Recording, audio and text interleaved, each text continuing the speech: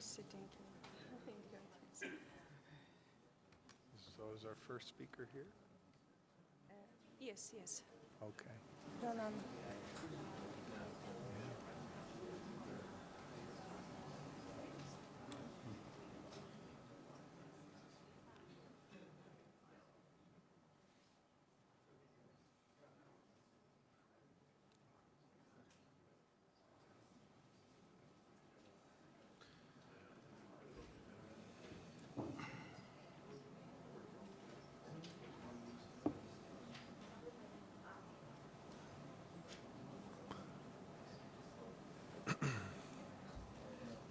Okay. Well, good morning. We are on our last day today, and the room is still fairly cool. I'm glad we're in the morning session today. This is the second half of the atmospheric and subsurface radionuclide dispersion and depletion session. And my colleagues, Jolanta Kuzmerchik-Michulik, I'm sorry if I... Almost perfect. and Boshu Liu are here, and we're going to be chairing this session today. We have 6 papers. The poster session was yesterday afternoon, and hopefully you got a chance to look at some of those. We have quite a few technical presentations this morning, so we're going to lead off with our first speaker regarding argon-37, beryllium-7, and xenon-133 in the atmosphere. Interesting topics. Is our speaker here? Okay. So please give a warm welcome to, how you say your name, sir? Can you introduce yourself? Roland. Roland. Purchett. Roland Purchett. Thank you, sir. Okay. Good morning, everybody. What I have to show you today is a joint project between the PTS, my institute, which is the University of Bern. It's also some contribution from the BFS from Germany and our colleagues in Japan. So, as it was nicely demonstrated yesterday by Ted, there is some potential of argon-37 also for IMS. And argon-37 so far is included in the OSI regime, but not in the IMS regime. Ted also pointed out the need for more atmospheric measurements, and this is what I'm talking about today. So, and we think that these measurements can provide some information about the atmospheric background, also some insight in seasonal effects. We can look at correlations with xenon-133 because we measure this data at close to an IMS station, as I will show later on, and also argon-37 has been and can be used as a tracer for atmospheric transport. So I don't have such like a nice blue and red bullets like Ted yesterday, but just to repeat briefly, argon-37 is produced in the atmosphere by interaction of neutron with argon, and in the subsurface by this N-alpha reaction on calcium here. We know, and it has been measured long time ago by Hugo Losley in Bern, that the resulting low tropospheric activity, background activity, is somewhere in the range between 0.5 and 1 millibecquerel per cubic meter of air. Here's some measurements from about 40 years ago, selected measurements with big counters, which show that we are here in this range between 0.5 and 1 millibecquerel. In order to see whether this also holds today and at other locations, we sampled on the roof here of the IMS station in Takasaki in Japan. The samples were taken with standard OSI equipment. See one of these samplers, smart samplers, and where these Tedlar bags with a volume of about 60 liters are filled.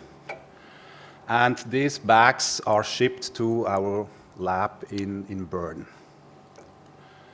See here these bags arriving in our separation laboratory.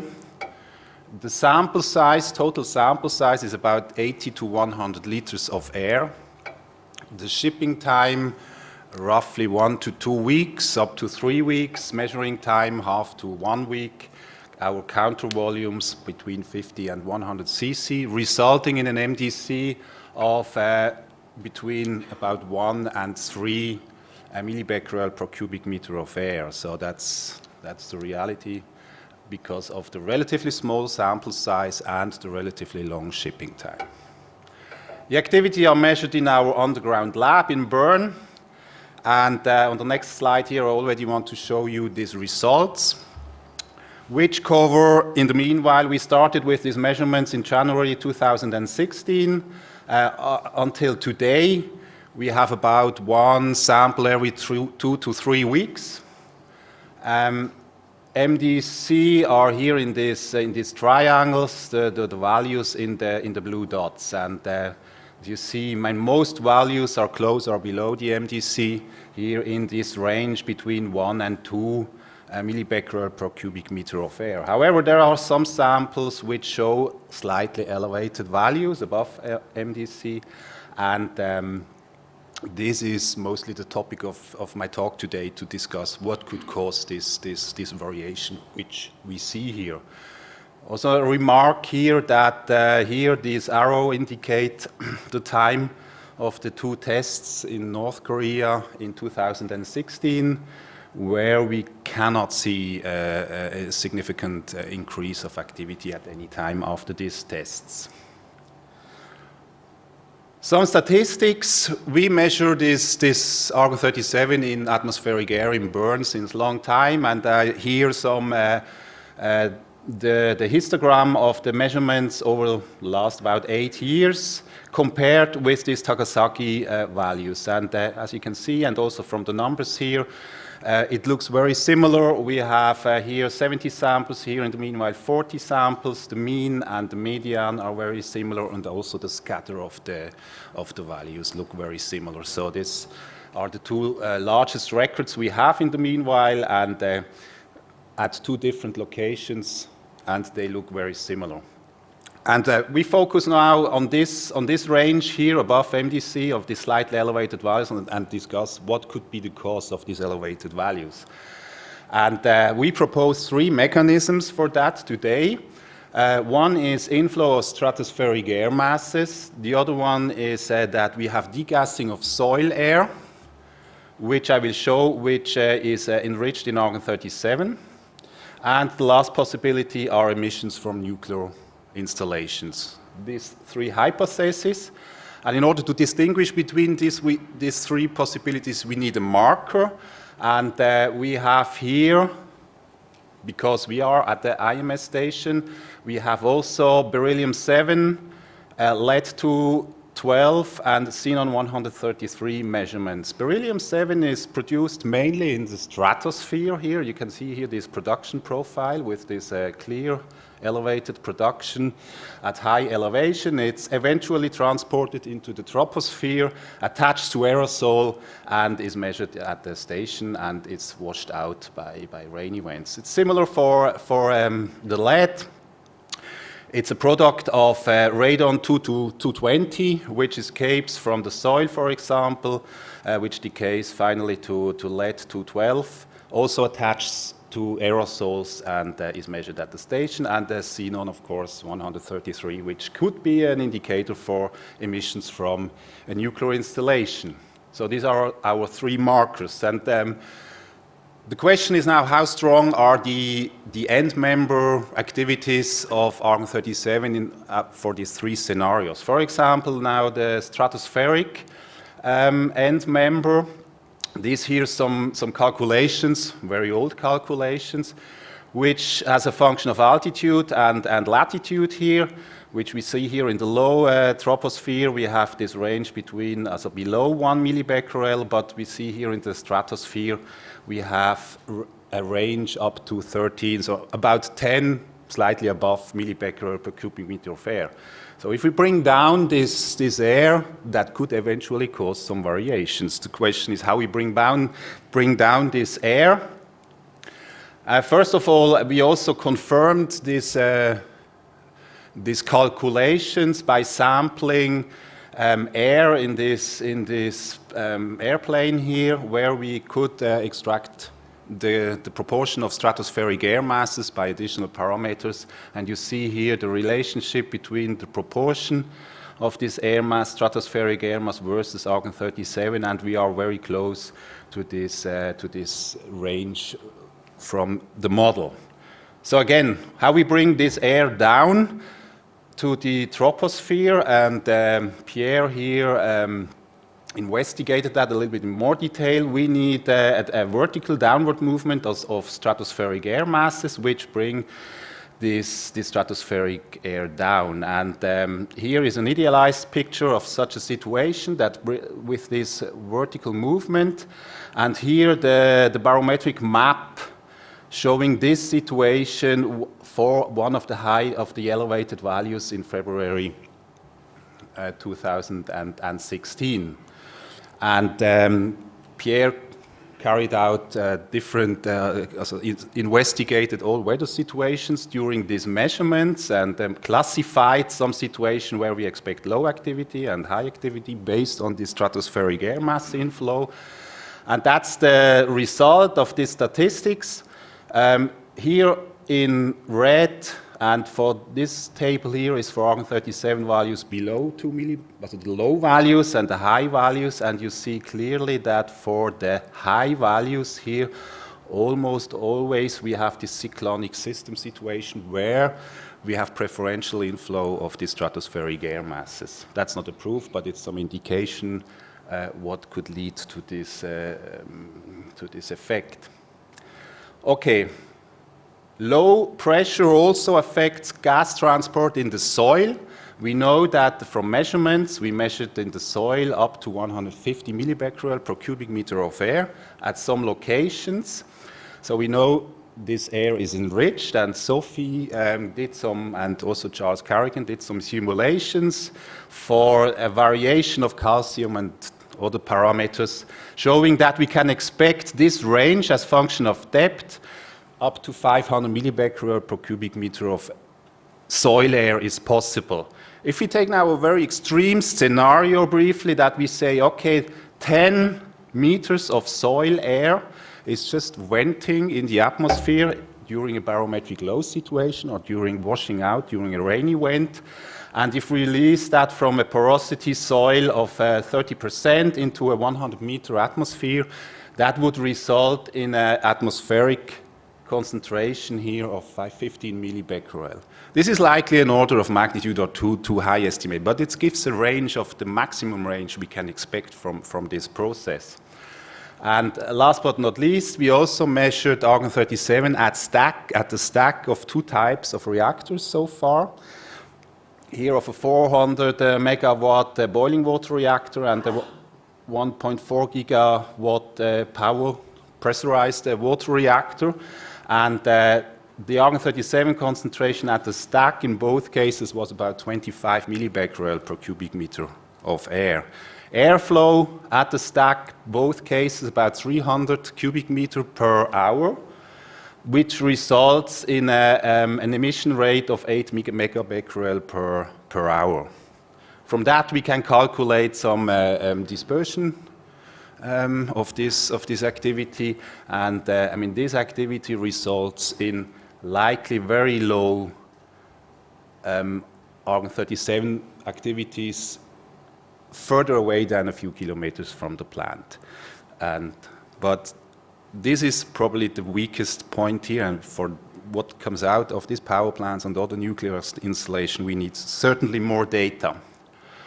This I skip, and we can look on correlations with the wind directions.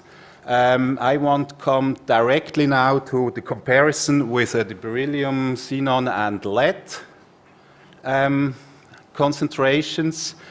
Here, beryllium and lead 2 to 12 You see some variation, you see obviously some seasonal variations for both, but you don't see any correlation between the xenon and the argon-37. So actually where you have, these are the monthly means, where you have the highest values, we never observe an elevated argon-37 value. This is also confirmed if you look on correlations between these parameters here. Beryllium versus lead shows the most obvious correlation, although the source is completely different for both, but this is most likely related to the washout process for both isotopes, which are attached to aerosols and has nothing to do with the source strength.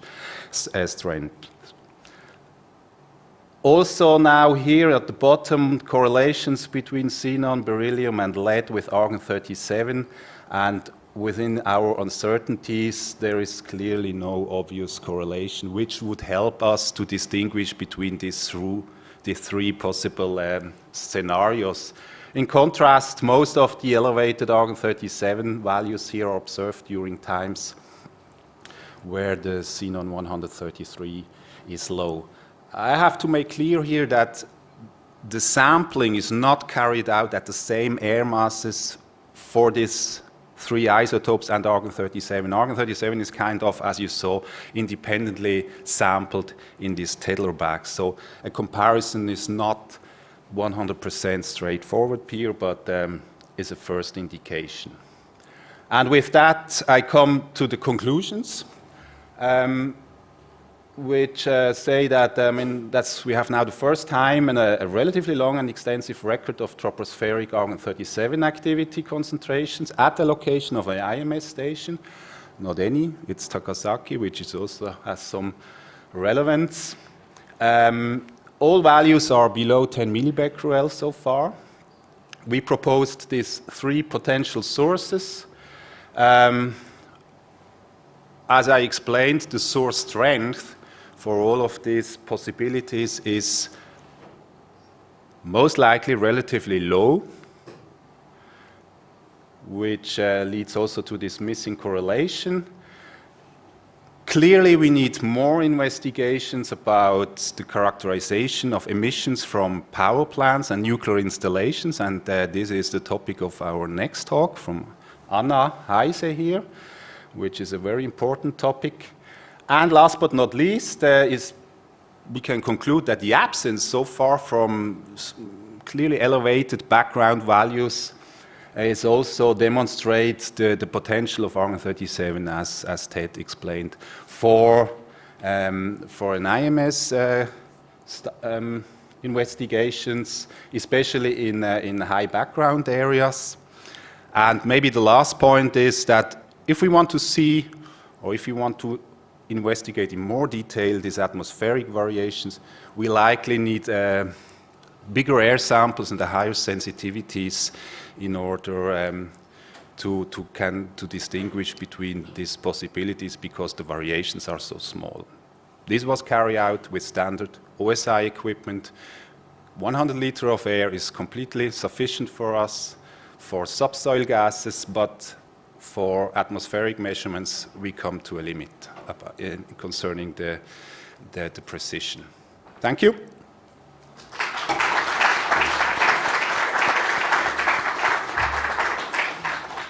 That was a very nice talk. Thank you very much. If you could withhold questions for the discussion session, I now turn it over to Jolanta to introduce the next speaker.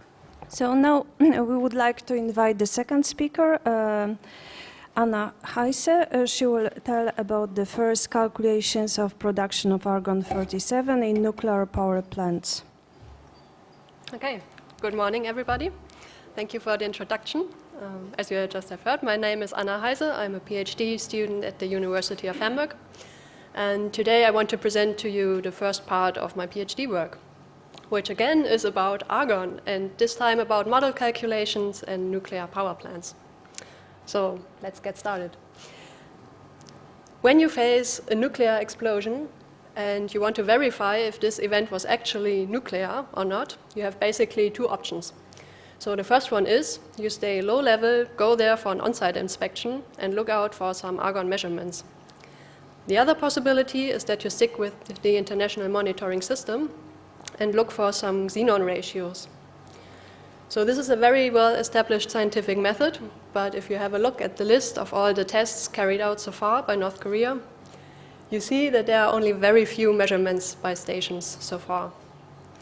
So with this lack of measurements, our suggestion is to also consider argon-37 in the international monitoring system. And to do so, we want to have a look at the anthropogenic background, the global background of argon-37, and what emissions might be expected by civilian sources like nuclear power plants.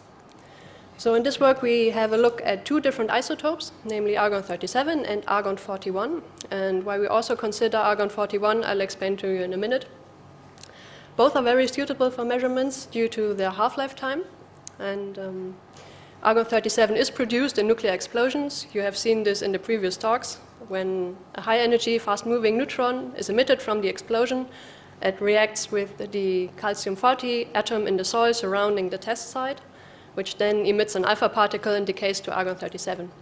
So we will have a look at two different kinds of production pathways. The first one similar to the reaction at the test site, and the second one is the activation of argon-36 in the coolant water. All of my work I did with some model calculations. So we used the scale code provided by ORNL to calculate high pressurized water reactors and a full fuel cycle of them. This is a sketch of the geometry I used. This is a quarter of the fuel assembly. If you apply the right boundary conditions, you end up with a whole fuel assembly. And I don't want to go into detail here. If you are interested in geometry or the calculation itself, please ask me after the talk. I just want to jump right into the results. So the first pathway is the activation of argon-36 in the coolant water. If you want to model this, you need to know how much argon-36 is actually dissolved in the coolant water. And this is kind of problematic because there are very few measurements of the solubility of argon at the temperatures and pressures you face in a high pressurized water reactor, because both temperature and pressure have an impact on the solubility. So what I did is that I took two kind of old publications that had some data that was at least close to these conditions, and I extrapolated them to the right conditions, and I ended up with a value for argon-36, which I then used as an input for my models. And then you end up with these plots. So these are actually 4 plots in 2. In blue, you see the amount of argon-37 produced, and in magenta, the amount of argon-41. We look at both of these isotopes because, for one reason, we want to establish a relationship between those two. And secondly, there are actual measurements for argon-41. There are kind of annual measurements for what is emitted from nuclear power plants. So when you look at the plot on the left-hand side, where you see a reactor running in equilibrium for about 3 years, you see that there's a clear relationship between those two. But this is not really realistic. In reality, which you see on the right-hand side, there are several operating modes, like, for example, the downtime, which you see at about 400 days. And before that, a stretch-out mode, or even sudden power changes, which are here at about 700 days. There still is a good relationship between those two isotopes, but argon-41 is way more sensitive to the power changes, which makes perfectly sense because it's the isotope with the shorter half-life time. So, although there's a relationship between those two, we still need a precise measurement of argon-37. Argon-41 is not enough. And for those of you who are not interested so much in activity, but in actual particles, the total amount of argon-37 produced in this production pathway is about 10 to the power of minus 4 grams. So let's have a look at the other production pathway, which is the impurity of the cladding tube with calcium-40. Again, it was kind of hard to determine the exact input value for such a model calculations because there's no data available concerning an impurity with calcium-40. So I used the value that is known for the impurity with the fuel itself, which is 10 to the power of minus 8 grams of uranium oxide per square centimeter of the cladding tube. With this input value, you end up with an amount of argon-37 that is several magnitudes less than we have seen in the other production pathway previously. Again, on the left-hand side, you have the equilibrium mode, and on the right-hand side, several operating modes. And the amount of argon-41 you see here, again in magenta, is only due to the fission yield, because argon-41 is not produced in this reaction. It's only argon-37. If you wanted to end up with the same amount of argon-37 produced in this pathway as was during the activation of argon-37 in water, you would need an input value for the impurity of about 10 to the power of minus 3. So now that we know the amount of argon produced, our next step will be to see how much of this is actually emitted from a facility and would contribute to a global argon background. For this, you need a precise measurement, a precise knowledge about the geometry and the air ventilation system inside the facility. We also want to have a look at other possible production pathways, namely the activation of the air surrounding the inner core facility. And since all I've shown you is about the nuclear power plants, we also want to cover other civilian sources like research reactors. Yeah, so let me sum it up. We have seen that there's a clear link between argon-37 and argon-41 produced when you look at the activation of argon-36 in the cooling water. But still, you need a precise measurement of argon-37 because argon-41 is way more sensitive to power changes. The next point I skipped altogether due to time reasons, but this is quite straightforward to see that the amount of argon-37 produced is directly proportional to the amount of argon-36 that is dissolved in water. So if you take another input value, the results would just scale down. And last, we have seen that the impurity of calcium-40 in the cladding tubes will probably not contribute at all to a global xenon background. Yeah, thank you very much.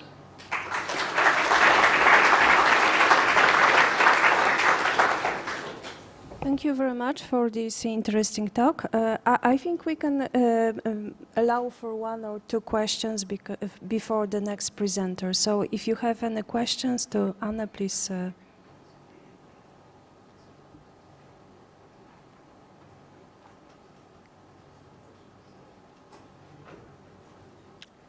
I have one. The fuel assembly you showed was a boiling water reactor. But you mentioned a pressurized water reactor. Did you do both, or did you account for the fact that the boiling water reactor has half the pressure of the pressurized water reactor, and the mechanism of a boiler is different as far as the release? The calculation was for a pressurized water reactor. Okay, because the fuel assembly shown was a boiler. Looked like a boiling water. It had a cruciform control rod. Anyway, I'm a reactor physicist. No, it's the geometry of a German facility that never got built, actually. Oh, It's a okay. pressurized water reactor. Oh, okay. Because it looks like a GE assembly, a quarter of a GE assembly. But anyway, okay. Thank you.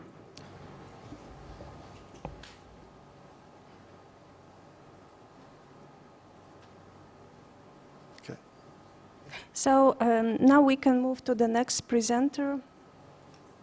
So our next talk presentation is about the inverse atmospheric transport modeling, made by Mr.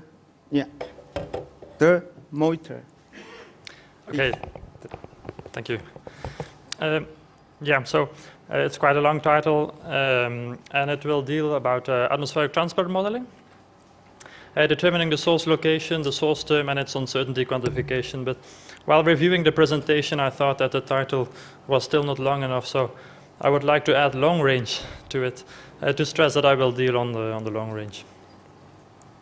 Here is an outline of my talk. I will start with an introduction to inverse atmospheric transport modeling and the methodology, and then I will apply this by reconstructing fictitious xenon sources, and this can serve as a validation of the methodology.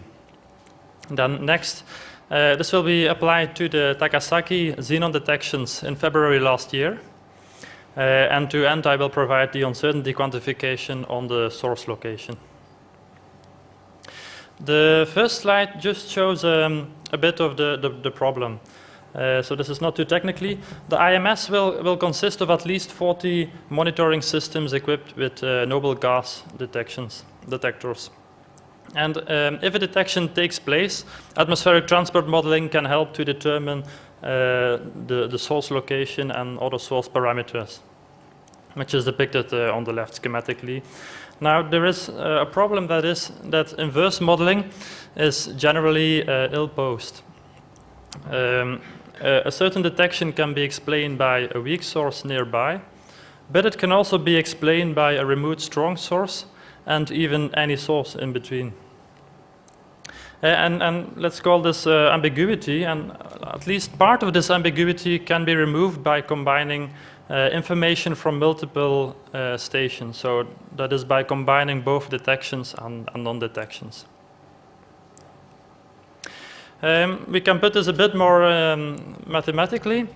So the activity concentration that is measured by a station in location X, Y, Z with sampling times between T start and T end can be reconstructed by our model by summing over different multiplications of the source term times the source receptor sensitivity. And the latter is outputted by the atmospheric transport model. And I've used FlexPart in backward mode to calculate these source receptor sensitivities. Now, so the activity concentration and the SRS fields are known, but the source term is not known. And the summation here has to go over all grid boxes in your simulation and all times in the simulation. So we can solve this source term by solving an optimization problem. And a likelihood function or a cost function can be defined depending on the problem. And this allows to combine information from multiple detections and non-detections in a very natural way. And as an example, I show here a quadratic cost function, which consists of the square difference between the observed activity concentration and the simulated activity concentration. And what you do is the simulated activity concentration is here given by this right-hand side of the upper equation. And then you try to find a source term Q, which minimizes this cost function. Okay, we can validate this by reconstructing fictitious sources. On the right part of the slide, you can find the setup for this modeling. I will not go through it, but those of you who are interested are welcome to read it while I'm talking. So the method for validating is the following. We start by defining a fictitious source, and in this case, I will assume that there was a release at the Punggye-Ri nuclear test site. Next is we calculate pseudo-observations as would be measured by IMS stations, and I would like to note here that we have a loss of information due to the 12-hour or 24-hour sampling time. Next, we perform a backward run for each pseudo-observation, and we calculate the optimal source term. But we do this for every grid box, so we assume that the detections we have are coming from one single source from one grid box. We calculate this for the lowest model level, and we minimize the cost function, and we apply bounds to our source term. We apply a minimum source term, which could be 0, but in this case we take 10 to the power 9 becquerels per day. And this is to highlight the fact that we are dealing with long-range atmospheric transport modeling, because a source of 10 to the power 9 is the same as a 0 emission on the long range. And for the Qmax, we take difference bounds. I will show them later. So we obtain a map with minimum cost function values for each grid box. And for each grid box, we have a corresponding optimal source. And of course, if we find a low cost function at a certain grid box, that grid box is a likely source. I will skip this slide. I will go to the following validation. So here on the right-hand side, the upper right-hand side, you see the fictitious source in blue dashed line that we have defined for the Punggye-Ri nuclear test site. And we have calculated the corresponding 50 pseudo-observations for 3 IMS stations. And from these pseudo-observations, we performed an inverse atmospheric modeling.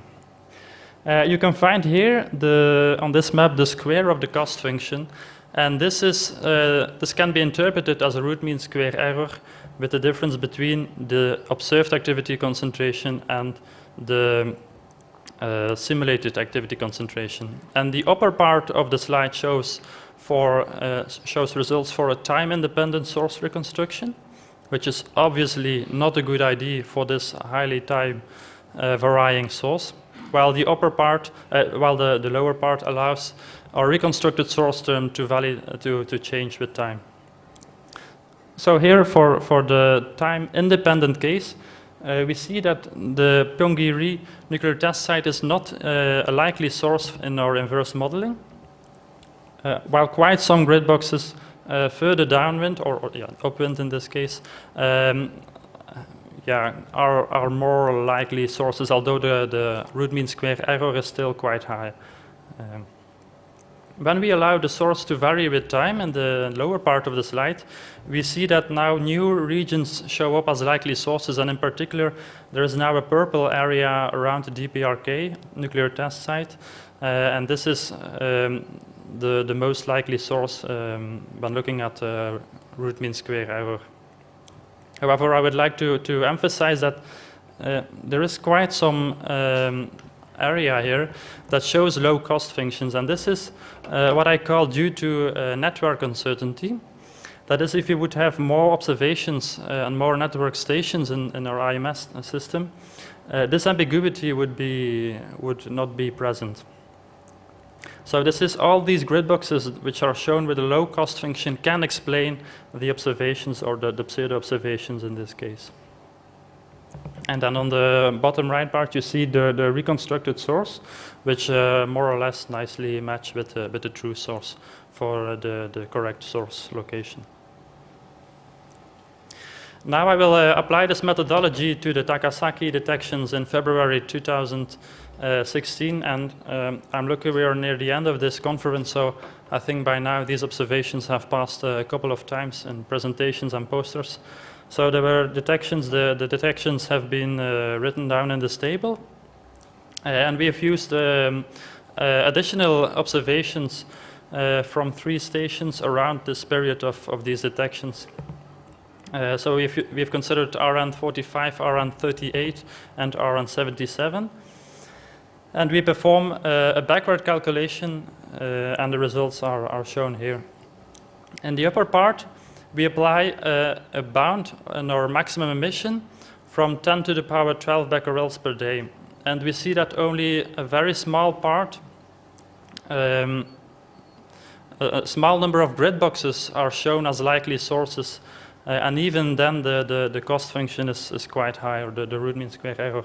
So only here, this tiny part is a likely source for the assumptions that we make. When we increase the bound, the maximum release, to 10 to the power 13 becquerels per day, we see that the cost function is reduced significantly. And we now find an area with low cost functions around the DPRK and a part of China and Russia. So this indicates that the sources, or the source location that can explain the observations we have considered, is located in that area, but as far as we know, there are no civil sources there. And secondly, if there would be civil sources in that area, the emission that is required to explain the observations is already above what can be called normal conditions. Now I will present the uncertainty quantification of the source location. So the idea is the following. We start with a certain spot in our input phase space, and this input phase space consists of all the meteorology, and in case of forward modeling, source parameters, etc., all kind of parameters that you use for your atmospheric transport and dispersion modeling. And we start from this point, and we apply the modeling to obtain a point in our output phase space which can be concentrations in forward mode or source receptor sensitivities. Now, what we would like to know is the uncertainty on the output. And to obtain that, we define the input uncertainty, and we take samples from this input uncertainty subspace. And we perform a simulation for each sample in our input uncertainty. And this gives us a subspace in our output phase space, and this spans the output uncertainty. And this is called the ensemble method. So every sample in input space and simulation is then called a member of the ensemble. So we have, let me first stress that the construction of a good ensemble requires a good sampling of the input uncertainties. We have applied the ensemble method by using the ensemble data simulation product of ECMWF, which consists of 50 perturbed and 1 control forecast. We show now results for the cost function maps, which have been shown previously, but we converted into a binary field by applying a root mean square error threshold, as shown in the upper part of the slide. And on the left-hand side, you can see results for a single deterministic run, and the orange area shows the possible sources. Now, in the deterministic case, we can only say that a grid box is a source or is not a source, and we get the following picture. But with the ensemble, we can introduce some probability by assuming that every member is equally likely to occur. And now we find that the orange area are locations which are for 95% or more compatible with the observations that we have taken into our simulation. And we see that this orange area now is smaller than the original deterministic simulation. But a new area, a new kind of grid boxes appear now, which are what I call the gray zone, but it's depicted in yellow. And these grid boxes, we can't say really anything whether they are locations or not, possible source regions or not, because they have probabilities between 5 and 95%. Okay, so let me come to the summary and conclusion. So the inverse modeling is ill-posed. Detections could originate from multiple locations, for instance, a nearby weak source or remote strong source. By combining multiple detections and non-detections, we can narrow down the area of possible sources. And the resulting number of possible sources depends on the meteorological conditions. I have not mentioned that, but it's somehow straightforward. And it also, of course, depends on the network. That is, more observations, both in time and space, will result in less network ambiguity. The inverse modeling should take into account time-dependent sources, which is also quite obvious. Then the observations in February 2016 cannot be explained by known civil sources operating in normal mode. That is what we found from the long-range inverse modeling. And the observations are, on the other hand, compatible with the delayed release from the Pyongyang nuclear test site. And last, the ensembles allowed to quantify the uncertainty of atmospheric transport modeling, for instance, by constructing the point-wise probability maps as shown in the last slide. Okay, thank you for your attention.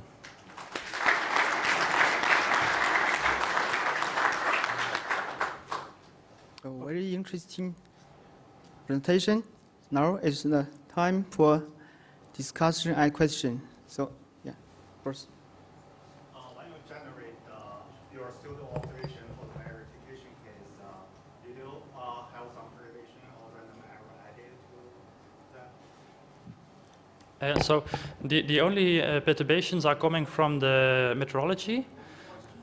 We didn't hear the question. Okay, yeah. Oh, So Perhaps you can restate the question. When you generate the pseudo observation for the verification case, are the pseudo observations with some perturbation, uncertainty error added to that or not?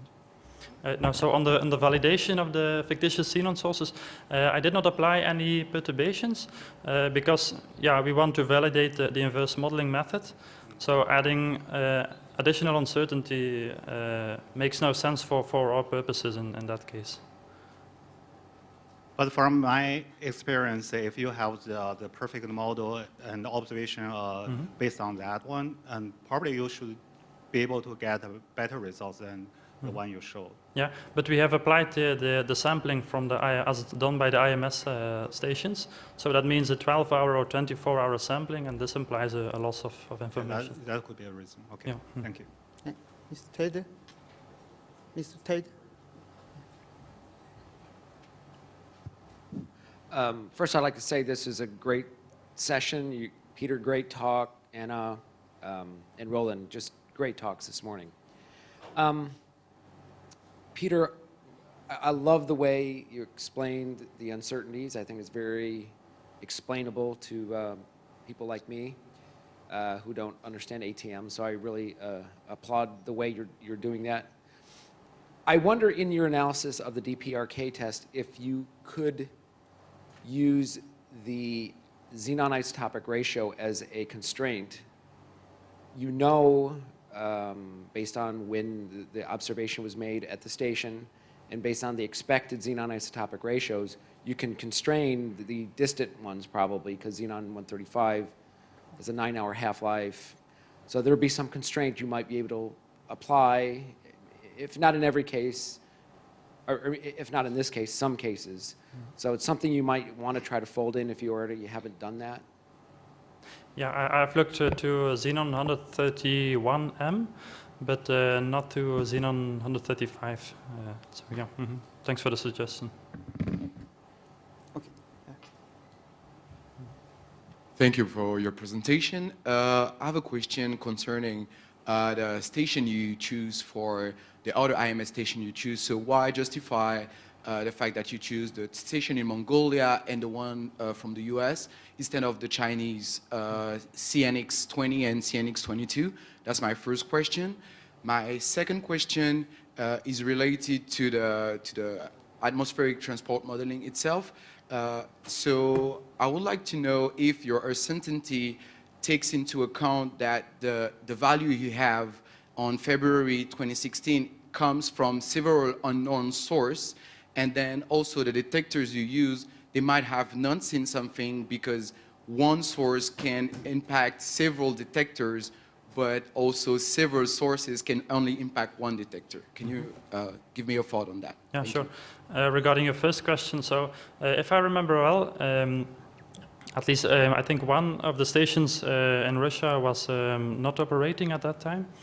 And I think the China station was not yet certified, so I think that's why I've excluded these observations.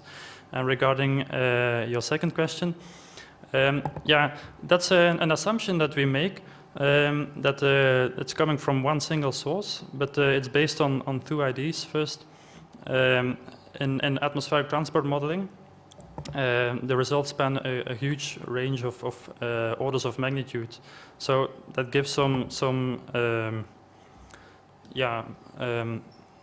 reasoning why we can select only one source, because other sources then mostly have a different order of magnitude. And secondly, there was a paper recently published, I can give it to you, but I can't remember the authors, where they have stated that when winds are coming from the DPRK, there can be only a few influence from other civil sources, such as coming from South Korea and from China, and they state that when you have a signal from DPRK, it's mostly unaffected by other sources. Maybe Christine? Yeah. Next is Anders. Anders. Yeah, Peter, thank you very much for this excellent presentation.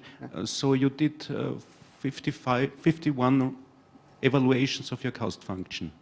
Is this Yeah, for every ensemble member, yeah, 51 indeed. And in the cost function itself, is uncertainty of ATM you took this spread resulting from the ensemble, I guess. So I get the 51 cost function values, and then I can calculate the 95% quantiles. Yeah, but in the cost function, which uncertainty for ATM do you assume? Is this the one resulting from your ensemble? Because you need an uncertainty.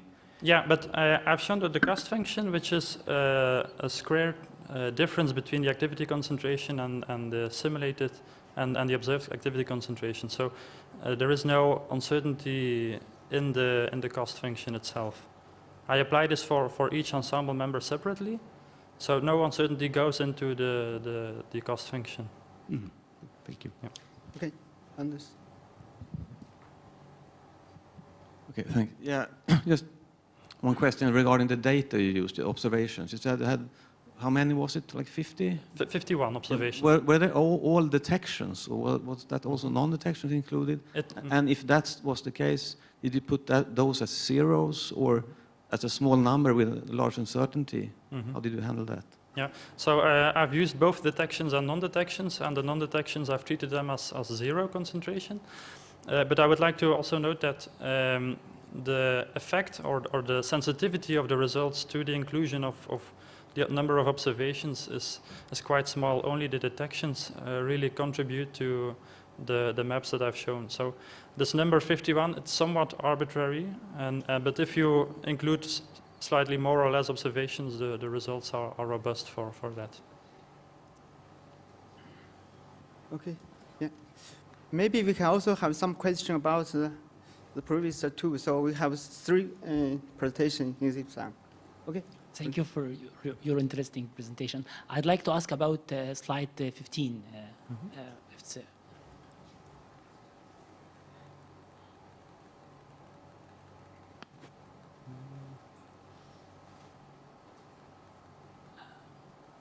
this one. This is at certain time or average for all simulation. So this is not at a specific time. This is for all. This is the binary cost function for the simulation. So this is not for a specific time. These are the possible source locations. So you use ECWMF reanalysis as a it's the not reanalysis, but it's the ensemble data assimilation analysis. It's an analysis, yeah. It's analysis. And short. In between, you have a short forecast in between the ensemble data simulation. Thank you. Okay. Yeah. I think the background. Okay. Yeah. So for your uncertainty analysis, have you actually thought about looking at the variability of the input parameters and how they affect the variability of the output parameters, such as suball indices or Fourier amplitude sensitivity tests? Sorry, could you repeat the examples you gave? So for the uncertainty analysis, you've got a set of input parameters. Have you actually thought about looking how the variability associated to your input parameters, I mean, I know you mentioned that you took them uniformly from your input space because that's the most natural assumption, but have you actually looked at which parameters are the dominant parameters, how the variability of the input parameters actually affect the variability of the output parameters, and which ones are dominant? No, we haven't done this. We have only included the uncertainty from meteorological fields. But from the literature, we know that this meteorology is mostly dominant, the dominant source of uncertainty in ATM. Yeah, in front, yeah, this one. Thank you. Question for Roland. Don't you think it would be good to have also radon 222 and 220 measurements simultaneous at each IMS station?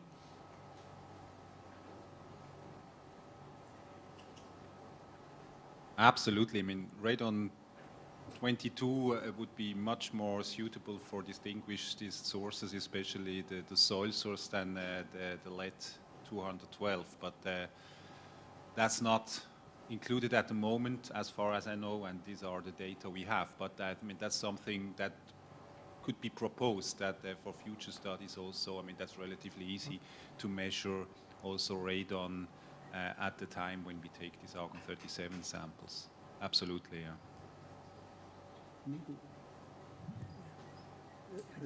Okay, I just use the fact that we still had this last slide, number 15, and our last presenter is here. So I have just a short question related to this cost function, the last one. There was this alpha and beta parameter, and you use this value 0.2. So what's the meaning of this parameter, and why exactly you chose this value? Yes, so the alpha stands for a relative error of 20% to the observed activity concentrations, and the beta is an absolute error of 0.2 millibecquerels, which is then roughly corresponding to the minimum detectable concentration. Okay. But it's somehow arbitrary. You can take other values, and then the area will enlarge or shrink. But I think for this, it was a good choice. Okay, thank you. Yeah, Professor. Maybe you want to keep this slide on. Yeah, so one thing I don't understand here is how you justify to put a hard threshold. It's a little bit difficult to understand. Is one remark, and then concerning the answer that you gave to Christian's question, to treat all the observations equally, even though you do know that they are not equally well simulated, is not really totally proper, obviously. Yeah, I mean, from Bayesian point of view, yeah, you have to use weights in your cost function. Mm-hmm. Yeah, I agree with the latter, but that will be for future research. Regarding your first question, it was on the absolute on the beta term, or why you are imposing a hard limit, hard threshold.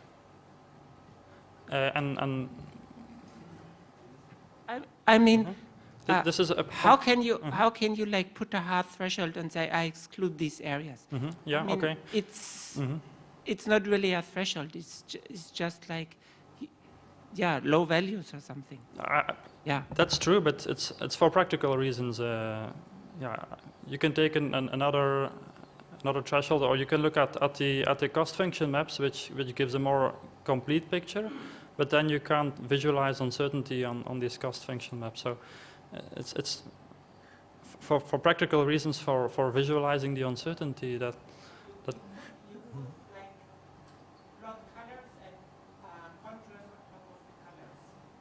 Okay. Yeah. Mm-hmm. Okay. Thanks for the suggestion. Yeah. Isn't this function that you've got in this figure based on an adjoint source at the detector? And that's you're getting your value function from that. It's a reverse model, correct? Sorry, could you repeat the question? This plot was generated based on a value function or cost function from the detector, correct? So you have to assign some threshold to do your plot. But yeah, so this is based on the cost function maps shown here. Right. So here you have the square root of the cost function, and based on that I set the threshold, and then I obtained the maps as shown. And it's from the RN sort, or as your detected point. Yeah, so from the 51 observations we've used, yeah. Right, thank you. Maybe we can take our last question. This is a question for Roland. Thank you very much for this great presentation. Are you aware of any systems available that might be put at IMS stations to measure the argon as you proposed? And my second question is, how many stations would you need to get reliable results, the same as the IMS noble gas stations or particulate stations, or more or less? Thank you. I mean, the first question, I think I could refer to Jim. I mean, they have a system which would be able to monitor at the AMS stations, and how many are needed, I don't know. I mean, the more the better, yeah. So you want to comment on that, Jim or Pat? So it's time. So for the next section, so Try to take 1 or 2 more. maybe we can take 1 or 2 short questions. Yeah, please. Sorry for asking a second question, but I had a question for Anna. Do you have any plans to extend your, I know you want to graduate at some point, but extending your work to maybe looking at other sources like medical isotope production or anything else like that? I think it's super important to do so.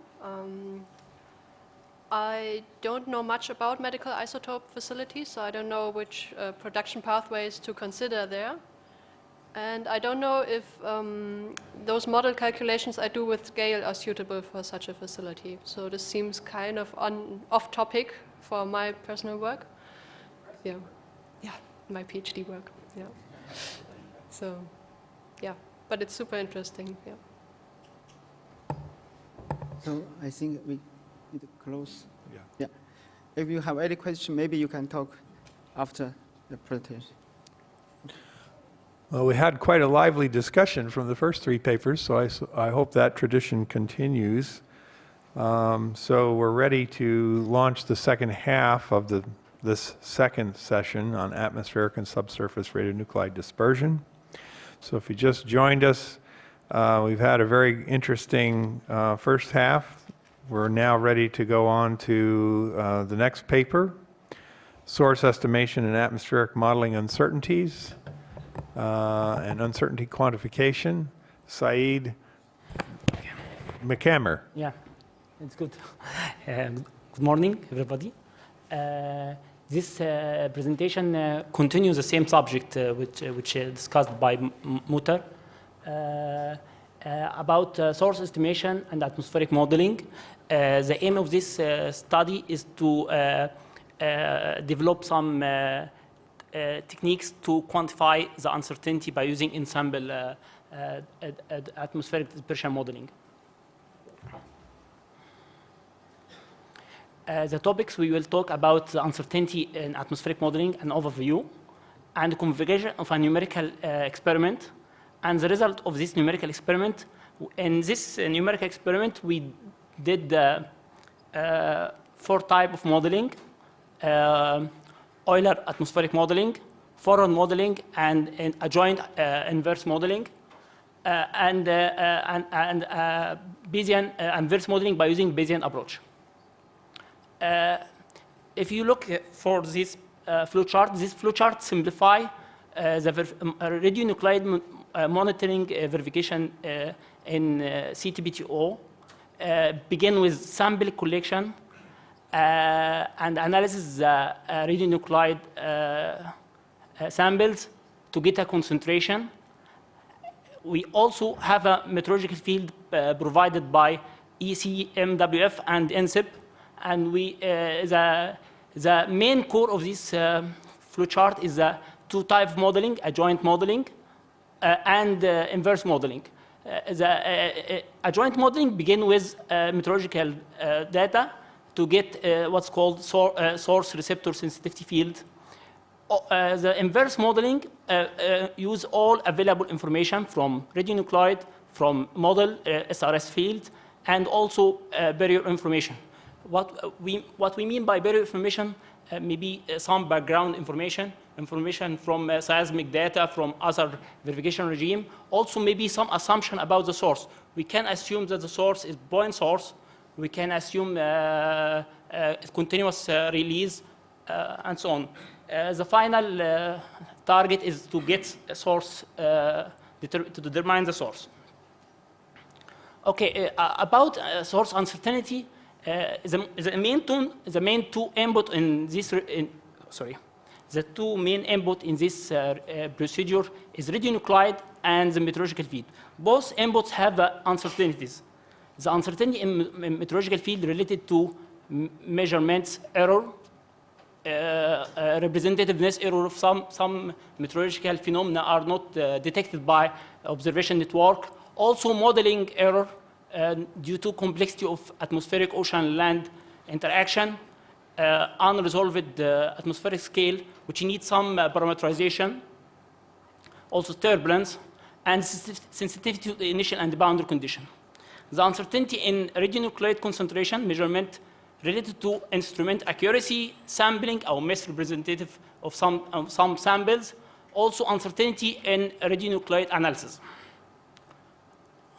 How we can deal with this uncertainty, as the motor said, by using ensemble technique. Also, Bayesian approach or combination between Bayesian approach and ensemble technique give us a good way to quantify the uncertainty in source determination. The output of this quantification should be probability density function, which represent all what we know about the source and our uncertainty about this source. In current state of CTPTO radionuclide verification regime, we use deterministic approach. Actually, we use one or two meteorological field. So in deterministic approach, I can simplify the deterministic model like if you have one grid point with at certain time with certain variable temperature, wind. By using deterministic model, we just get the temperature and wind another time. But we don't know any uncertainty about the initial time or uncertainty about the final time. But if you use probabilistic approach, this is a BDF called joined bivariate BDF, two variables, and the most probable value of this joined probability occurs at some value. With time, this BDF should be propagated to another value with another value with another shape of BDF. To go more look about this, I can project this BDF on plane. We can consider this black circle as an actual value of two variables, but what most probable value is the dark red value. There is some error, and the BDF represent our knowledge or uncertainty. The probability value decreases until reaches zero. So by one look on this BDF or two variable joint probability density function, we can know the most probable value and also the uncertainty about all realization can be related to this variable. With time, this BDF value will change in shape and values.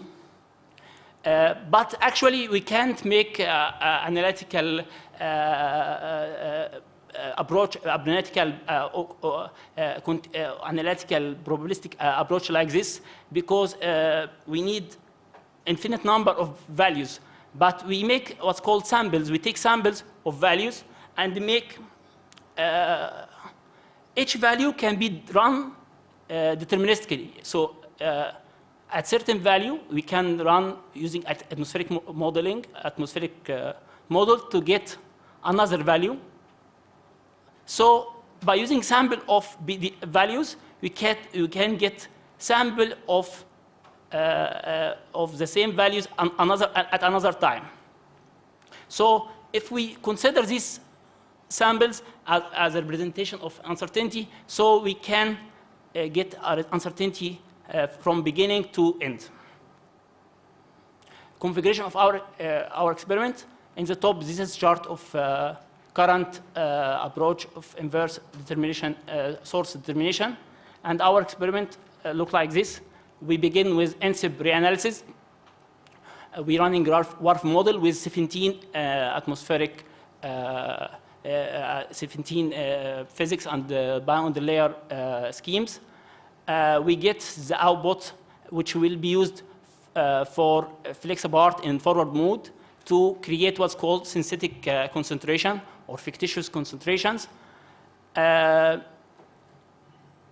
Also, this meteorological simulation will be used in backward mode to create SRS field. The combination between synthetic concentration and SRS field can be used, can be combined by Bayesian approach to determine the source. If you compare the current deterministic approach and proposed ensemble approach, the main difference is we use ensemble of atmospheric meteorological field and ensemble of concentration. Actually, in this experiment, this concentration is not actual concentration. We assume the sources, so we can, after we get the source, we can validate our experiment. We run 10-day simulations over North America. This with grid resolution 33 kilometer. We choose three IMS stations, and we make a run for 6 location releases from 6 location, assumed locations, by using WRF model. This is an ensemble of a boundary layer and microphysics scheme, which represent uncertainty in meteorological fields. Forward modeling by using ensemble. Okay. Forward modeling by the species we used is in 133. The location of the assumed source, the receptor location. Okay. In each simulation, 10,000 particulates are released. So we have 102 simulation, 6 sources, 17 ensemble members. Okay. We collect some synthetic concentration with collection time 24 hours. A joint backward modeling, we retribute, we make a dispersion from IMS station to get retrobloom.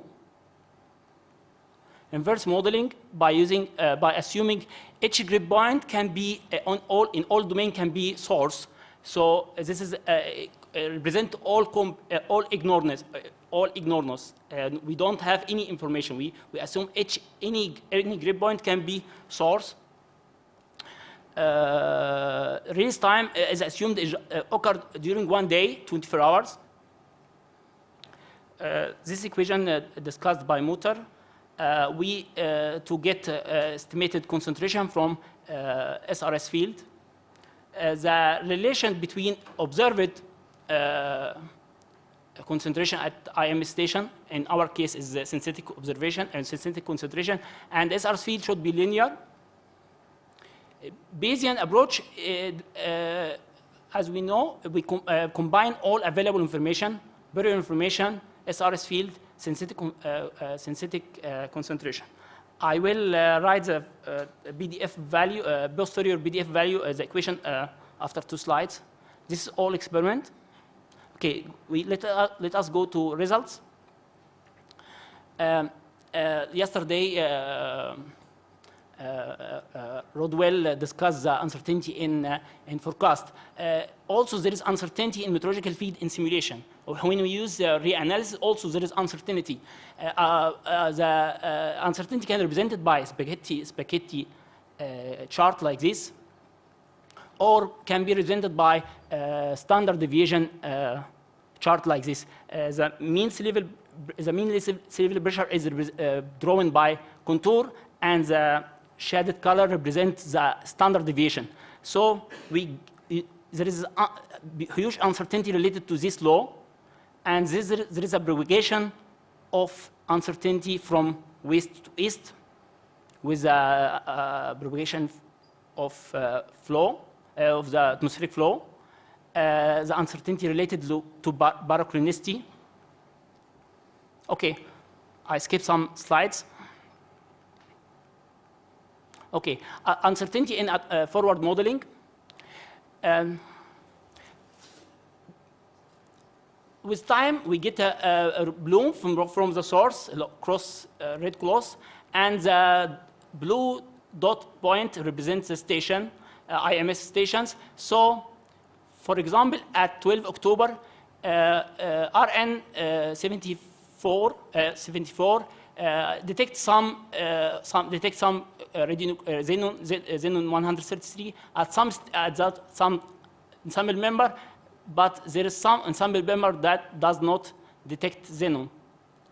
So from N17 ensemble member, we can know which, for example, station IM RN 44 in all ensemble member can't detect xenon.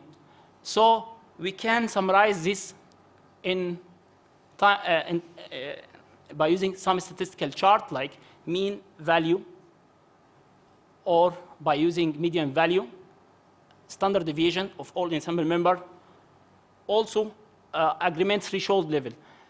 If I consider some threshold value and count how many ensemble members detect concentration according to this threshold. Actually, I draw this chart by using above zero concentration. So this chart represents how many members at this grid point detect non-zero concentration. So the maximum number of members are inside the bloom, and when go outside, the number of members decrease, which means there is an agreement between members inside the bloom. Okay, time series for station RN75. I draw the concentration for each ensemble member. I can draw also the distribute the BDF for concentration at this station with time. We see that there is a squid BDF function at most of time, but I have Gaussian normal distribution. Okay. Go to source uncertainty quantification. By using Bayesian theorem, we can make like cost function between observed concentration and estimated concentration, and standard deviation of observed concentration and variance in the SR's field. We can calculate likelihood function. Actually, we can compare individual members, or we can compare mean value. Okay, let us. We can time evolution of ensemble member of mean ensemble posterior. With time, the BDF value increase the area covered with significant BDF value. The maximum value of posterior BDF value at 6 of October begin at this location and go faster to middle of map and approach to the true location and stay around the true location, which is 3 days. Okay. This chart represents the location of maximum BDF for each member. So we can show that 17 members are clustered around the true location. Actually, we can make spatial marginal ensemble mean posterior BDF. We can get the high BDF value around the source. Okay, but the maximum value already far. This is due to the inverse problem is L-posed problem, so we can get some isolated value with very large BDF value. By making, I'm sorry, just 1 minute. Really finish quickly. Just 1 minute. Sorry. we can make some smoothing. And smoothing, this very sharp PDF are not supported from neighbor grid points. So we get the actual, after smoothing, we get actual source or near from the actual source. And the color represent our uncertainty about this source, okay? What about the time of release? The time of release can be given by temporal marginal, like this, and the actual time represent red color, which already actual PDF value. Okay, there is. I'm sorry, sir. You're going to have to go to your conclusion last slide. slide. I'm sorry, Okay. last slide. Okay, there is many methods can make a configuration, ensemble configuration with different methods.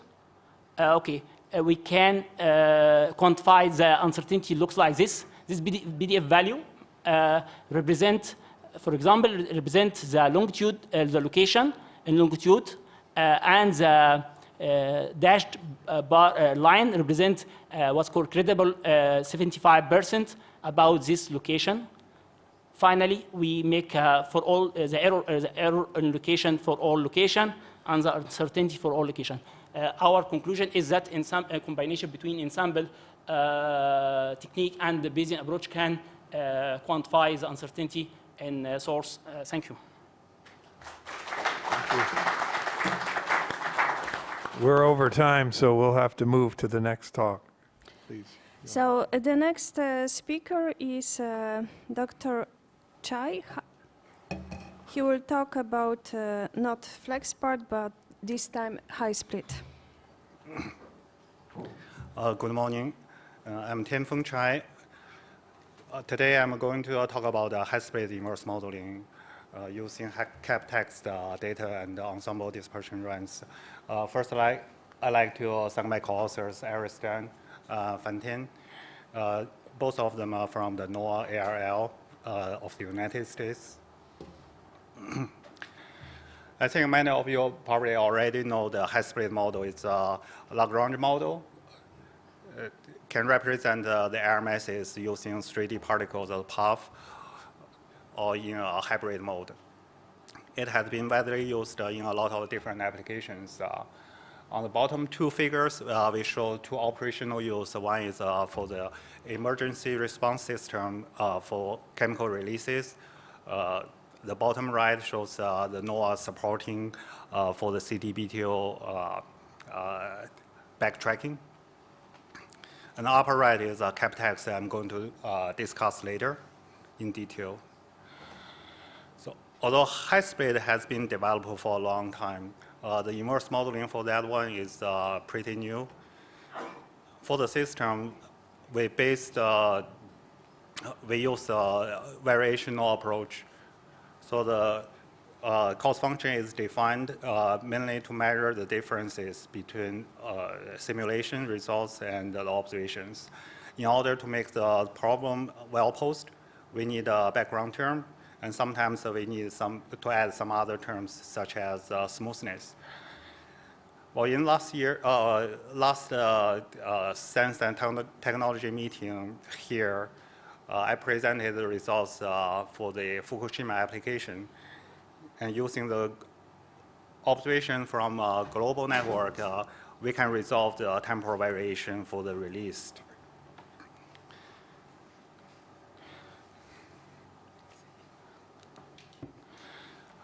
Actually, when we say we can resolve the temporal variation, we mean we compared our results with some others in the literature. The agreement is pretty good. But for that one application, we actually really know the exact release terms, source terms. So in order to objectively evaluate the inverse system, we decided to use the tracer experiment. Here we use the cross-Appalachian tracer experiment, because for the tracer experiment, we know exactly the source terms. So for the cap-text experiment, it consisted of a near surface release of the inner tracer PMCH. And here we are going to focus on release 2, which happened on September 25th from Dayton, Ohio. A sample was collected from 84 different measurement sets distributed from 300 to 800 kilometers downwind of the source term as either 3-hour or 6-hour averages, up to 60 hours after each release. The bottom shows spatial distribution of the measurement sets, and also color-coded by the measurement value. They are 6 hours apart. The first one is at 15Z for the 6-hour average starting time, and the next one is 21Z, and the next one, the last one, is 4Z for the next day. So you can see the tracer, transport, and dispersion. So before we use the data to do the inverse modeling, we first need to formulate the problem, because for the source terms, it has a lot of variables. For the strength or location or the temporal variation, it could be a combination of two or even all of them. And after we decide what to resolve, then we need to simplify the problem, because if we want to solve the temporal variation, you cannot expect to get the variation by the minute or by second if we only use 3-hour or 6-hour average measurements. So probably it's just feasible to assume the emission going to vary by hour or by 3 hours. So next, after you determine what kind of unknowns you want to solve, then you have the candidate release. So from each release, you just run your model with unit emissions. And here we show 2 high-speed simulations at 2 different hours. One is at 15Z on the left, and the other 16Z. You can see here is the difference is not much. So sometimes later on, I'm going to show you that the temporal variation is probably the most difficult one to resolve. So after each unit run, forward model run, you are going to get sensitivity of receptor, source receptors. And here we call it a transfer coefficient matrix after you run all the source. So you can basically build your matrix. You can also call the source receptor sensitivity matrix. And here is the figure here is a visualization of the matrix. So the inverse modeling, you just need this matrix to do the inverse. You don't have to go back to run the model repeatedly. And the solution is going to be the linear combination of your release candidates that's going to best match your observations. So the first example is a very simple one. In this example, we assume we know the release location. We also know the exact release starting time and ending time. So the only unknown is the release strength. For each release strength, we can get a cost function. Just run the model or apply the TCM matrix. So here I plot the cost function as a function of source strength. So the minimum point corresponding to the most likely source strength you are going to get. And here we can get 71 kilogram per hour. It's about 6% larger than the actual release, which is 67 kilogram per hour.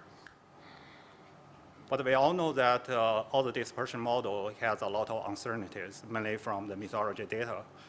So here we are going to have several different runs using different boundary layer schemes. And for each one, it's going to run independently. So we get a curve for each run. And all 9 together, we get 9 different results for the strengths. And here, we also plot the black line is the exact at the actual release strength. So we can see, we can get estimate range from 41 to 73 kilogram per hour. which is within 40% of the actual result. So third example I'm going to show is to see whether the inverse modeling can recover the source locations. And for this one, we assume the exact release time is known, but the release strength is unknown. And we have 9 different candidate locations. And here the cross is exact location. The grid resolution here is 0.25 degree, a quarter degree, apart in longitude and latitude. So for this one, for each location, candidate location, we can do the same thing as the ensemble members and as the previous example. So the one location that's going to generate the best matching, that means the minimum cost function, is going to be the likely source location. So here, I just plot cost function as a function of source strength for all the locations. So you can see the location E, which is in the middle, closest to the actual source location, has the least cost function, which is the dashed green line. So that's the identified location, and the source strength associated with that is going to be 58 kilogram per hour, which is about 13% underestimated. And here, for the figure, we also plot the same function for the actual release location, which is in black. So you can see that generates the second lowest cost function. That means if we have more candidate locations, even with a higher resolution, probably we cannot really recover the exact location because of the model error and etc. So the last example, I'm going to show whether the inverse modeling is going to recover the temporal variation of the release. So the assumption here is we know the exact location, and the temporal variation is going to be hourly. And we run the model hourly emission from each hour starting from 15Z, which is 2 hours before the actual release.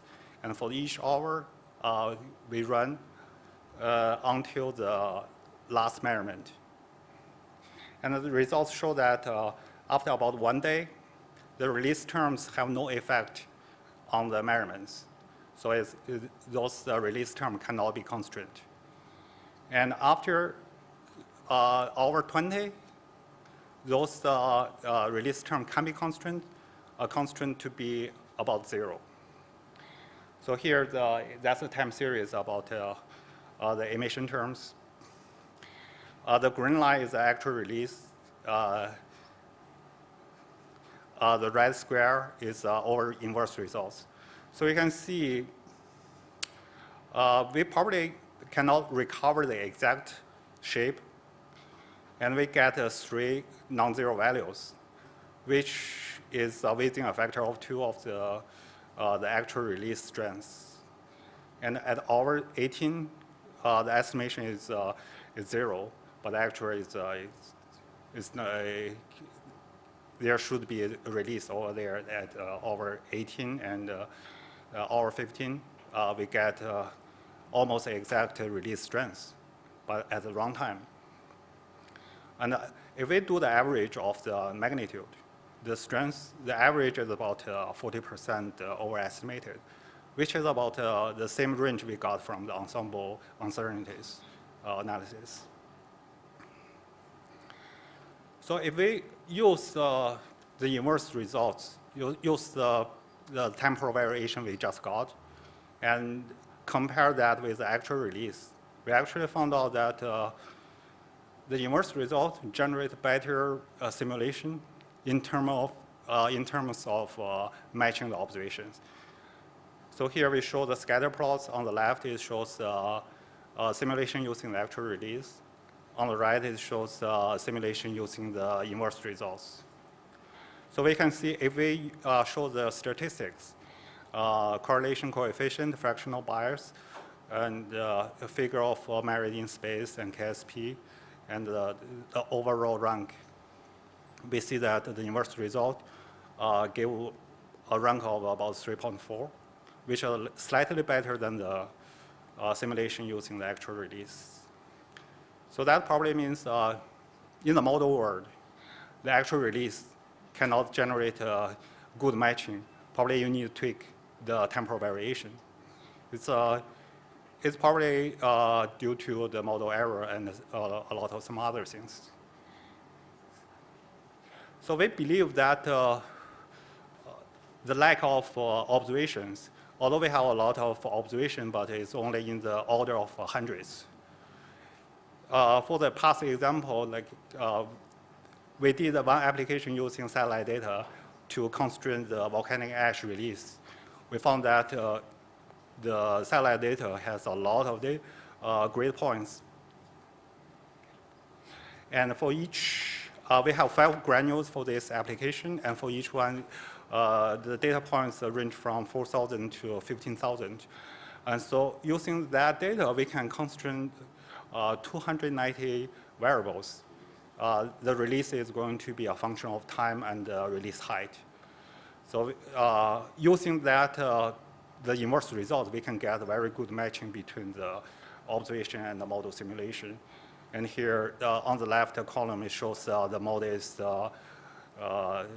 mass loading. And the other 2 columns, one is from the GDAS methodology data, the right one is from the ECMWF methodology data. So to summarize, we applied the inverse modeling using high-split and CapText tracer experiment. And we found that if we assume we know the location and the release time, we can get the release strength pretty good. And if we use the ensemble runs, we can get a good estimate for the uncertainties. And the location can be identified if we know the release time. And lastly, we found like a temporal variation is difficult to get, although we can get good information. And probably that's due to the lack of observations. And in the future, probably the satellite observation gave a very good constraint for the inverse modeling. Thank you.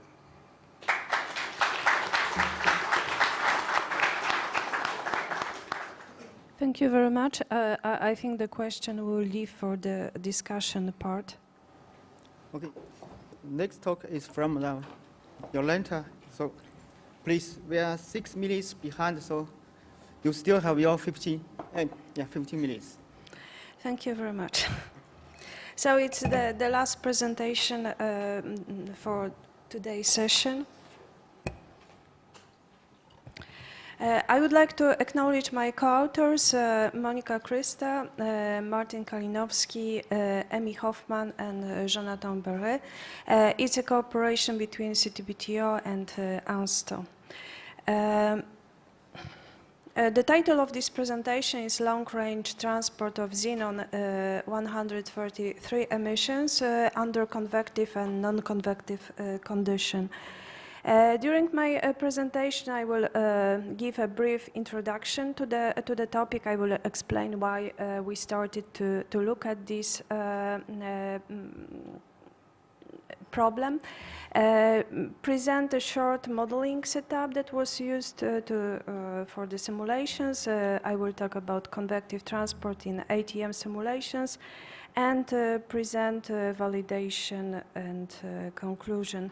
The work that I'm going to present today is just the short extraction, and more details you can find in the recently published paper in Journal of Environmental Radioactivity.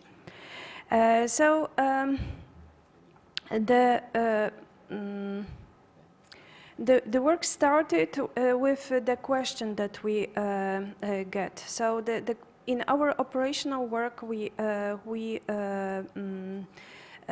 run simulation for air tracer, and we don't it's just the modeling of the horizontal transport. There is no convection, and we got questions like, why don't you include convective transport in your simulations? Maybe your results would be more accurate. So it was the main motivation for the whole work. And in our work,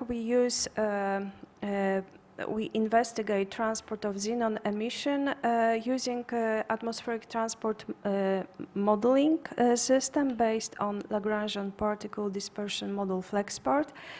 And the air mass trajectory provides a link between radionuclide releases and detection confirmed by radionuclide measurements. As I already mentioned, we do the simulation operationally for air tracer.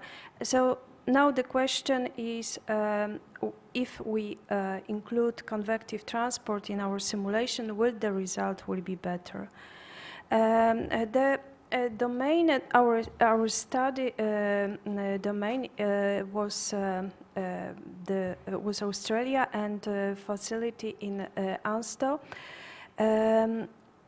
And then we received the emission data from Ansto, so it was really valuable because then it allowed us to validate our simulations and produce more reliable results. So as you see, here is Ansto. So and the effect of emission from Ansto we analyzed at the station number 46 Chatman Island, station in a French station in Papet, Tahiti, and the station in Darwin. There is one more station in Australia, in Melbourne. This station was not included because the preliminary study indicated that the effect of convection was negligible, so we just focus on those three stations. For the purpose of our study, we use ECMWF data with 0.5 degree resolution. The study period was, the simulations were for more than 2 years, 2 years and a half, but because we got emission data from Ansto for covering 14 months, the all validation and important comparison were done for that period. To address question whether convective transport in ATM simulations play a significant role, for the period from January till 2011 till June 2014, we ran daily simulations with a convective transport turn off and turn off and turn on, and then this difference was for each pair of simulations. This difference was computed.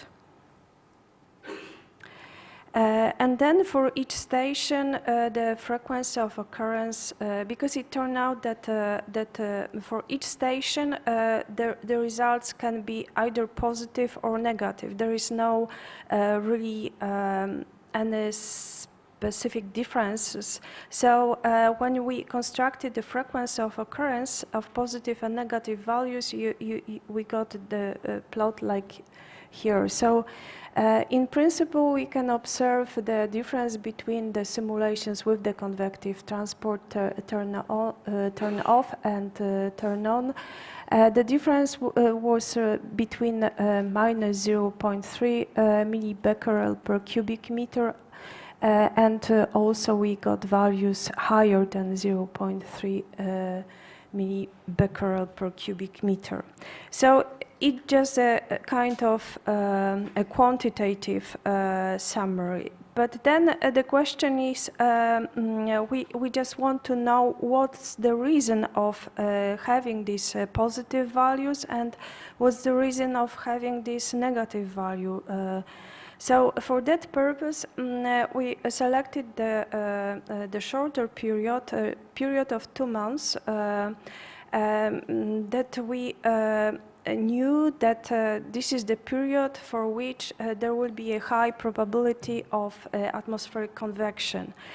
And we selected the station in Australia because at this station the radio sound measurements are available. They do operational sounding every 12 hours. So measurements from the station were used, and in principle 2 main parameters: convective available potential energy and convective inhibition.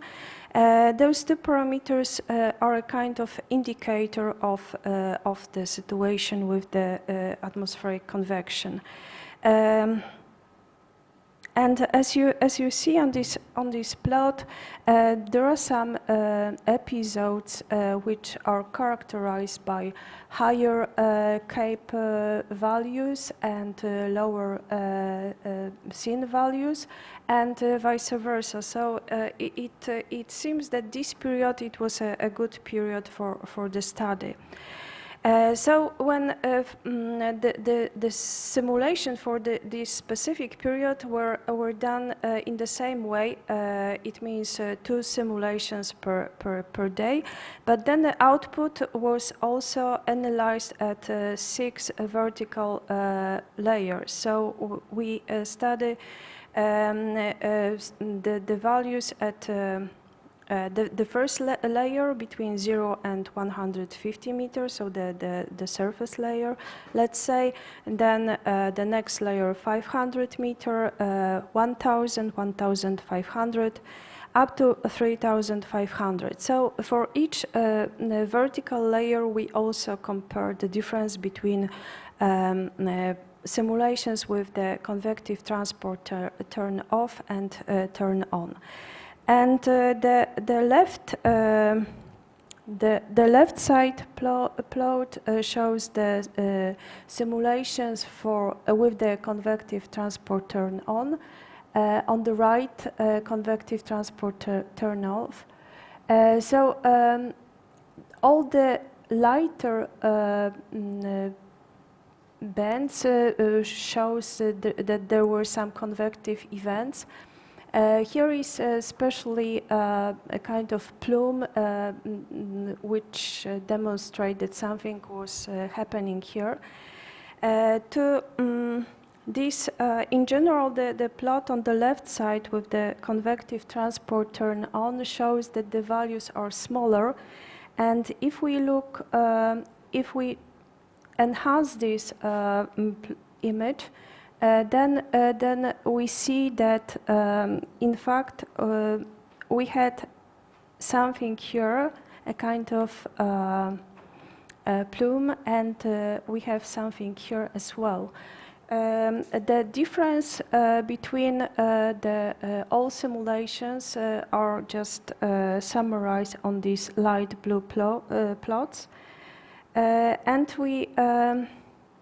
we have here the difference which is very positive, and here with the dark blue is something that is very negative. So it means negative values, positive values, and now we would like to understand what happened during that period that caused the 2 different results.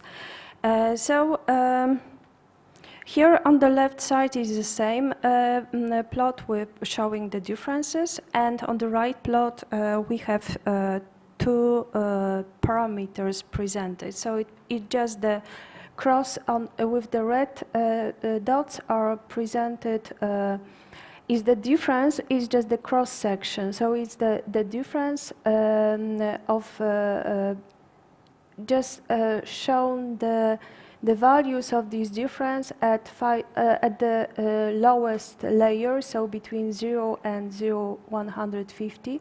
So here is this very large positive difference, and then here is negative difference. When we look, when we check the archive meteorological reports published by the Australian Bureau of Meteorology, we found out that during that period, that is here shown with this a dark blue color, that there was a period of deep convection that between 25th January and 2nd of February 2012, the tropical cyclone Iggy moved over the country, and the deep convection associated with Iggy could cause air masses to be well mixed at higher altitude. So, and also based on the radio sound measurements, when we look at the wind speed at 500 meter, we just realized that there was a peak during that event when this tropical cyclone Iggy moved, there was some kind of strong events going on in the atmosphere. So it would allow us for some kind of interpretation, and that if we have deep convection and we have well mixed air masses at the higher altitude, then if we compare this with the simulations without this effect included, then the results will be negative. And if there is convection that distribute particles, then there is less particles at the lower surface, so then the result is positive. We did as well the comparison, the validation with the measurements, and for that purpose we analyzed the different sources, and we found out that there is so we investigated sources like from Ezeiza, Pelindaba, Batek, Ansto, and we found out that for the whole period of study there is only one station which is mostly influenced by Ansto, is just this station in New Zealand. So that's why the validation was done only for that station to exclude a situation with different influences. So for these stations we constructed the 95% confidence interval for the true mean difference, and the result indicated that the output is very, I mean the differences are very small. So we found out the interpretation of these positive and negative outputs. They are related to the convection transport turn to convective situations. So the differences were also very small. And the practical aspect of including the convective transport in the simulations is related to increase in the processing time. So it's not evident the accuracy of simulated activity concentration will be significantly improved by including the convective transport. Therefore, based on this study, it's recommended that to run simulations with the convective transport rather for the case studies, because then we can have more insight to the single cases, and we can better interpret the situation than for operational purpose. So more details related to this study is included in the publication, where there are more description and more analysis related to the specific situation. So I think I will conclude this with this slide and will allow for the discussion. Thank you. Okay. Thank you.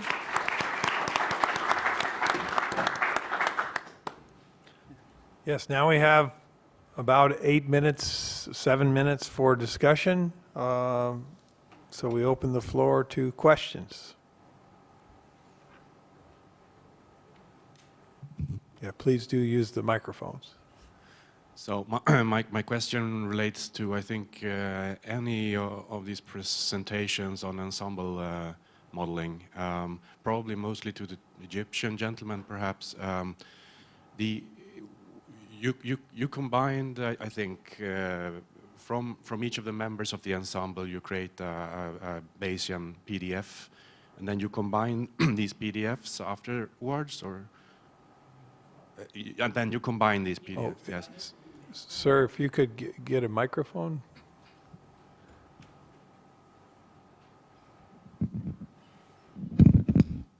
Thank you. We combine the ensemble member to get what's called ensemble mean posterior PDF function. And this similar to like your also probabilistic interpretation of this ensemble. It assumes that all the ensemble members are intrinsically have the same likelihood. Is this usually a good assumption? I assumed all ensemble members have the same probability. It needs another study to make which ensemble member have a more probable than other. Yes. Yes.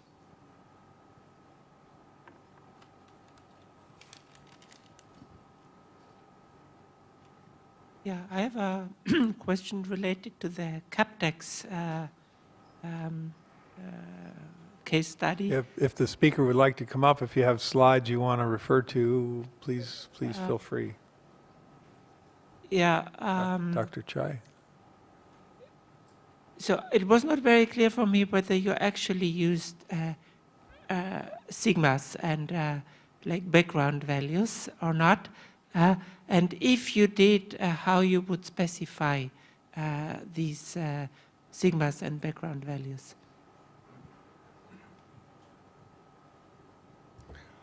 We did use the sigma and the background value. The sigma of uncertainty for the measurements, all the measurements, is the 10 petagram per cubic meter. That's and another small fraction. The fraction part is I give it a very low value. So basically, the uncertainty is the same for all the measurement sets.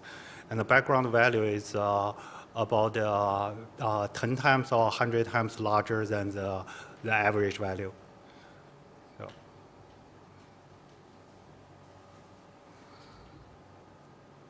Other questions? I have one for Dr. Chai on your high split model. Is there, when you do the full suite of options for the reverse modeling for the adjoint, does it report? Is there any way to get it to report an uncertainty for you, or you have to basically construct that yourself? I have to construct it by myself, and it's right now it doesn't have. It has a lot of automatic way to generate ensemble members, and for this one I used different PBL schemes, and itself is built-in some to maybe generate uncertainty some value, but I didn't use that in my application. Okay, thank you.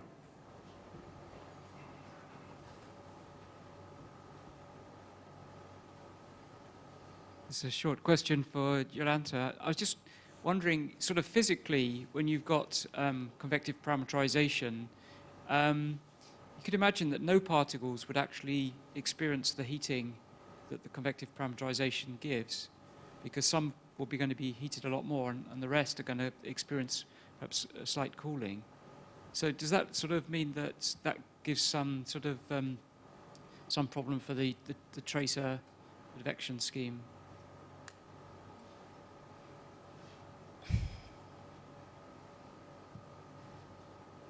Well, I would need to reflect on this, but the problem here is that in fact when we do simulations, we do simulations like for it's a long transport and it takes like 14 days.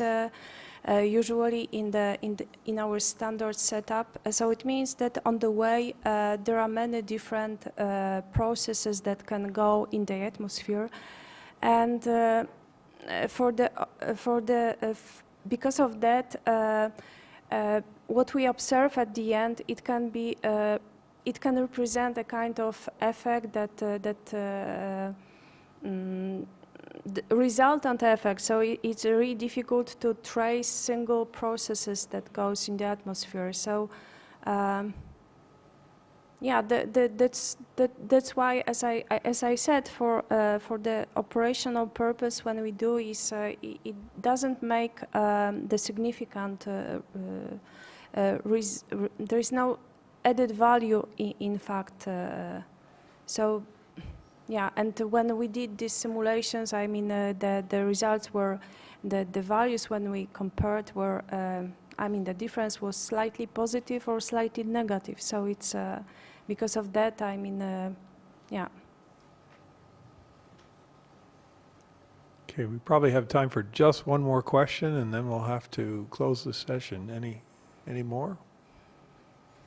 Well, this has been a very, very lively discussion this morning, and I think obviously atmospheric transport is a very important question to resolve when we're trying to look at the issues regarding radionuclide monitoring for the CTBT. And it's a complex question in addition to the complex question of the radionuclide detection itself. So we really appreciate it. I'd like to give a round of applause to all the speakers. Thank you very much. And any other comments from my colleagues? Okay, I thank you very much for your assistance and chairing the session. Thank you very much. Good job.